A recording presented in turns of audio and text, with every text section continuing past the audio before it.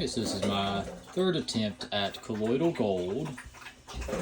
My dogs are going. I have two puppies now in the house, so they're running around like crazy. Just try to ignore that, please. So we have sodium citrate, some sea salt, NaCl, and then we have some corn syrup here, all diluted down into solution. Distilled water, we have gotten it up to, let's see here, 88 degrees Celsius. We're getting ready to put in the gold. Let's see, right there's the gold. And I have my copper anode here, all shiny. I just cleaned it up. I'm trying to get it to focus. I just cleaned it up with a copper scrubby pad to get the oxidation off from the last process. But we're getting ready to get set up here, and I just want to give you guys a quick rundown on the material. We're also going to be running 37 volts, getting the power supply cut on. Okay, that's what we got. Okay, so we've got the process started now. 37 volts, amperage is changing, the watts are changing. We're keeping, that's the goal, set at 37.5 volts.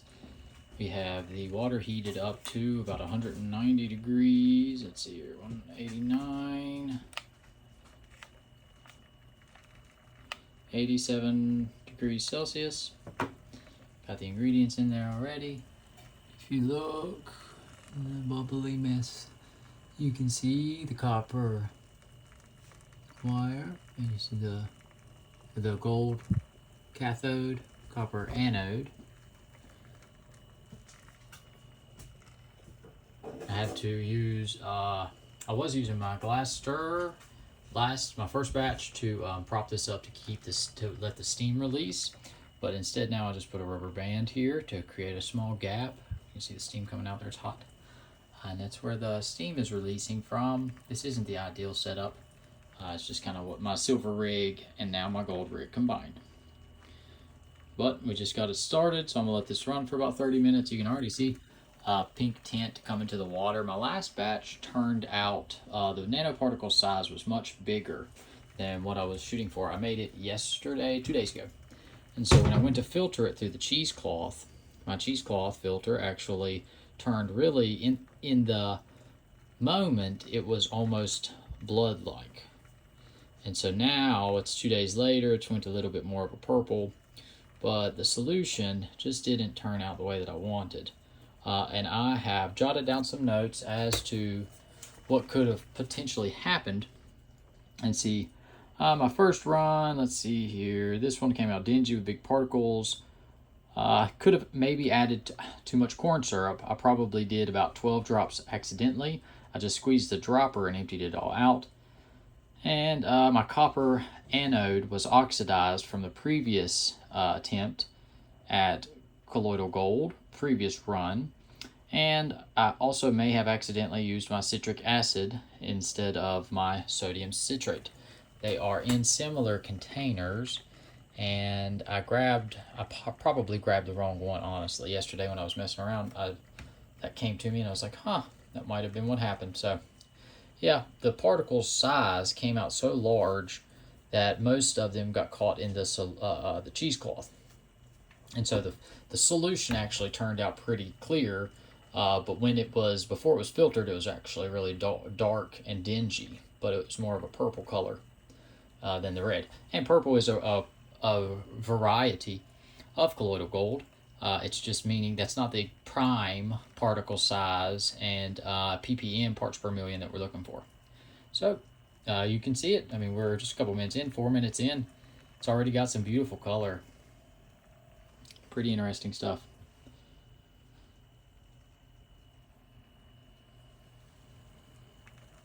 So we're about 7 minutes in, and already have a beautiful color change. Just hold up a little bit of the solution. This was the solution that was boiling over, and I had to pull out. So that was the original color before I cut on the electricity.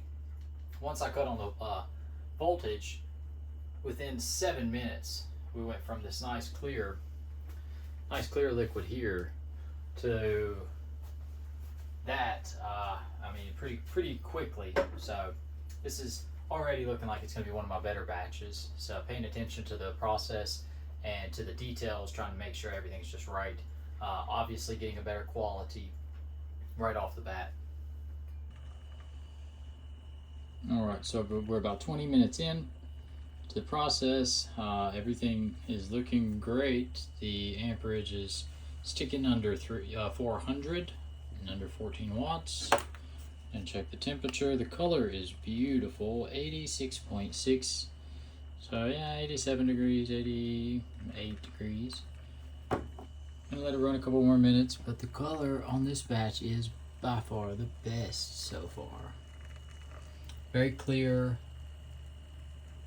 very ruby-like, and in person, it's actually much, much prettier. But yep, just giving an update. That's my third run of Colloidal Gold. Following a lot more attention to the recipe, and pretty satisfied with the results so far. The oxidation on the copper from here also looks a little less than the first batch.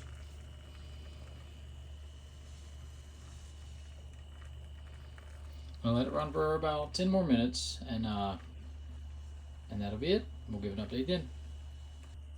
Alright, so I just cut the power off, and we got to the 30 minutes. The color is just beautiful. I'm so stoked about this batch. Look how clear. Let's do some Tyndall effect. See what we got here. How pretty that laser is. Wow, look at the particles. So the laser beam, when going just through distilled water, is not going to have anything to reflect off of. So the nanoparticles of gold in the solution are what give the laser the ability to reflect through the clear distilled water. So that is that beam you see here with the green laser. The green laser just shows a higher resolution of particle size. This stuff is great. This was a plastic container. I can put some in glass, but I don't have anything handy, that I made yesterday. This is the solution after it was filtered. I showed you the cloth, the cheesecloth that had absorbed a lot of the nanoparticles. So once this is cooled, this batch is cooled, I'll actually pour cheesecloth at to filter it down to put it into the glass bottles here. And when I do that, I'll actually pull some out into a clear container so that we can compare and contrast. But this is by far the most brilliant color that I have made out of the 3 batches. And I would say that is the ideal ruby red, and it is an absolute ruby. In person, it looks a lot more vivid and distinct. But I am very pleased. So just sticking with the batch. Here you can see the gold. Here we go. There's the gold, just a tiny piece, 22 gauge, 24 karat gold. And then we have a copper cathode there. And that's it. Colloidal gold. Turned out very good. I'm going to do a quick example of the colloidal gold that I made earlier. This is the colloidal silver that I made about a month and a half ago. You can see the laser reflecting off of the nanoparticles of silver.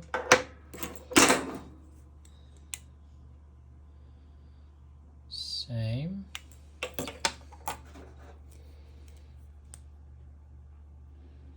For some reason the green isn't as vivid in the gold. I wonder why. But you can really see the red, which is weird.